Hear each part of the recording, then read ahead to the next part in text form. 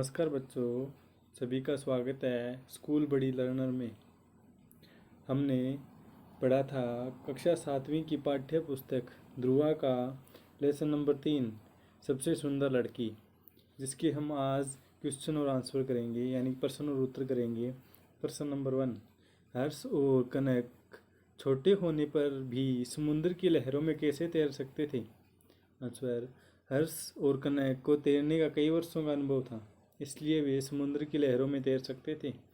बिना अभ्यास के मनुष्य के लिए लहरों पर तैर पाना संभव नहीं है, लेकिन किसी मनुष्य को तैरने का अभ्यास तथा अनुभव है तो वह चाहे उम्र में छोटा हो या बड़ा सफलतापूर्वक समुद्र में तैर सकता है।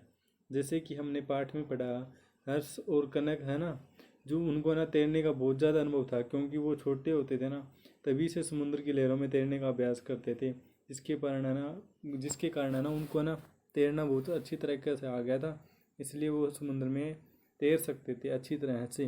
हर्ष का पिता क्या काम करता था? हर्ष का पिता एक कलाकार था। हर्ष का पिता क्या था? एक कलाकार था। वह समुद्र के विभिन्न तरह की सीपियों, रंग बिरंगी कोड़ियों, सुंदर शंख, विचित्र विचित्र पत्थर और बहुत तरह की अन्य वस्तुएं लाते थे। उनमें से विभिन्न तरह के खिलौने बनाते थे। हमने पढ़ा था कि हर्ष के पिता है ना, वो कलाकार थे। वो समुद्र में से ना विभिन्न प्रकार की सीपियाँ, कोड़ियाँ, विभिन्न रंगों के शंख वगैरह लाके उनसे खिलौने बनाते थे और उनको बेचते थे। कनक छोटे छोटे शंखों की मालाएं बनाकर क्यों बेचती थी? हमने पढ़ा कि कनक है ना, जो वो छोटे छोटे शंखों की मालाएं बनाकर क्यों बेचती थी? कनक अपनी माता जी का हाथ बंटाने के लिए शंख की मालाएं बनाकर बेचती थी। उनके पिता की मृत्यु हो चुकी थी और माता जी मछलियाँ बेचकर घर चलाती थी। मछलियाँ बेचने से उन्हें अधिक आय नहीं होती थी, लेकिन कनक शंख मालाएं बनाकर तथा उन्हें बेचकर उनकी सहायता करने का प्रयास करती थी। कनक अपनी माता जी का हाथ बंटाने के लिए शंख की मालाएं बनाकर बेचती थी, क्योंकि ना कनक के थी वो है ना, अपनी माता जी का हाथ बंटाने के लिए, अपनी माता जी की सहायता करने के लिए, परिवार का गुजारा करने के लिए मालाएं बनाती थी, क्योंकि उनकी माँ है ना मछलियाँ बेचती थी, जिससे ना उनका घर का गुजारा नहीं हो सकता था। और उनके कनक के पिताजी की मृत्यु हो चुकी थी, इसलिए वह ना शंख की छोटी छोटी मालाएं बनाकर, छोटे छोटे शंखों की मालाएं बनाकर बेचती थी। मंजरी को कनक क्यों नहीं पाती थी? कनक तैरने में कुशल थी। कुशल मतलब बहुत अच्छी थी, और इसी कारण वह हर्ष के साथ समुद्र में दूर तक निकल जाती थी। मंजरी अच्छी तैराक नहीं थी। मंजरी थी वो अच्छी तैराक नहीं थी, क्योंकि वह ना शहर से आई थी, जिसके कारण ना उसको तैरना अच्छी तरह नहीं आता था। वह लहरों से डरती थी। हर्ष के साथ कनक को समुद्र में तैरते देखना मंजरी को अच्छा नहीं लगता था। हर्ष को समुद्र में कनक के साथ तैरते देखना मंजरी को अच्छा नहीं लगता था। वह समय हर्ष के साथ कनक के समान तैरना चाहती थी।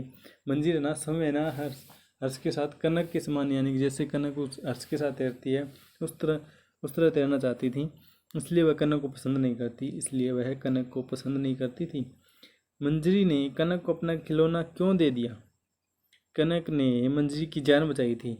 जब हमने लेसन पढ़ा था तब पढ़ा था कि कनक ने है ना मंजरी की जान बचाई थी, क्योंकि लहरों में ना मंजरी बहने लगी थी, जिसके कारण ना कनक ने उसकी जान बचाई थी, उसको डूबने से बचाकर। यदि कनक नहीं होती तो आज वह जीवित नहीं होती। उसकी नज़रों में कनक दुनिया की सबसे सुंदर और अच्छी लड़की थी, इसलिए मंजरी ने कनक को अपना खिलौना दिया। इस तरह वह कनक के प्रति अपना धन्यवाद प्रकट करना चाहती थी। क्वेश्चन नंबर 6, लहरें उछलती हैं वे कूदती भी हैं। आंसर, लहरें उछलती कूदती हैं। यानी कि इनको है ना एक वाक्य में, यानी कि शब्दों में करके दिखाना है। जैसे ये है, सब बच्चे हंसते हैं वे खेलते भी हैं। जैसे हम इनको बना सकते हैं, सब बच्चे हंसते खेलते हैं। मेरी माँ पढ़ना जानती है, वह लिखना भी जानती है। इसको ऐसे लिख सकते हैं, मेरी माँ पढ़ना लिखना जानती है। धन्यवाद।